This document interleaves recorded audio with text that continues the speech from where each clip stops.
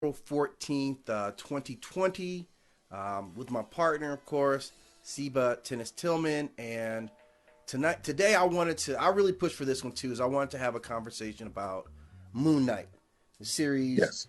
just came. Now, the reason now, Moon Knight, if you're not aware of Moon Knight, I want to talk about, who he is, what the character is, where he comes from, and why it's kind of significant that they're doing it. And Moon Knight is a guy who, from what I've read, is obviously a Marvel Comics character.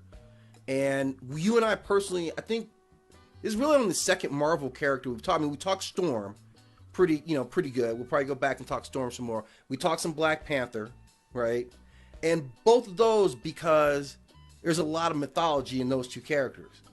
And Yes. to me, Moon Knight is 100% that. He might even be deeper into mythology than both those characters. Mm, uh, I mean, he's 100%. I mean, he's 100% based off of looking at mythology, whether how accurate they were or not. um, yes and no. Yeah. The reason why I say yes, you're right, because the backstory of him, Mm-hmm. that part of it's true. But they, for an example, they've changed the name from Khonsu to Khonshu. I noticed that. Yes, I just Okay, noticed so that today. Yeah. So that's a change. That's a Greek rendering. Yes. Okay. So again, those are that's the challenge I have with that. Now, let me just start off by saying I'm really glad we're talking about him today. Yeah. Okay, because you just mentioned earlier about Storm and Black Panther. Yes. Storm and Black Panther, in my opinion, it's strongly rooted than Moon Knight is. Mm-hmm.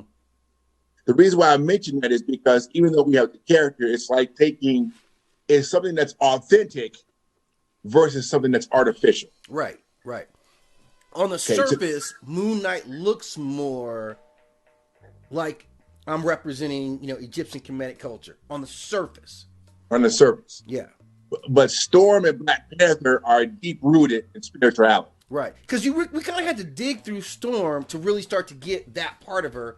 Because even for the most part in the comic book, they would do a side story and talk about her past. But for the Right. most part, we didn't really get that much about her past for the most part.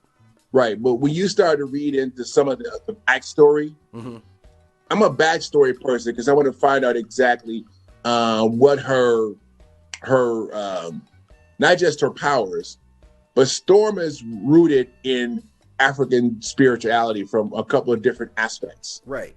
And so the reason why I say that is because, of course, just on who she is as an origin, and then of course the connection to Africa in some shape or form, which we know of Cairo, Egypt, right? Yes. It always goes back to Africa. It Yeah. always goes back to Egypt, right? Yeah. So it's all these different things. That her elements and powers of Mm-hmm.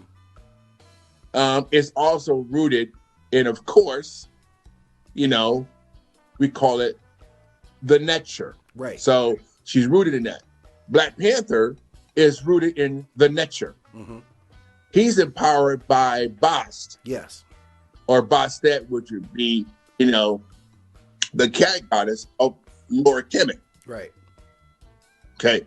So again, that's also rooted in some form of spirituality. Yes. Because remember, we're talking about, where these things come from, right? Mm-hmm. Okay. Moon Knight has that too, but I've watched the TV shows. Mm-hmm. I've read the backstory. I've looked at the animated series.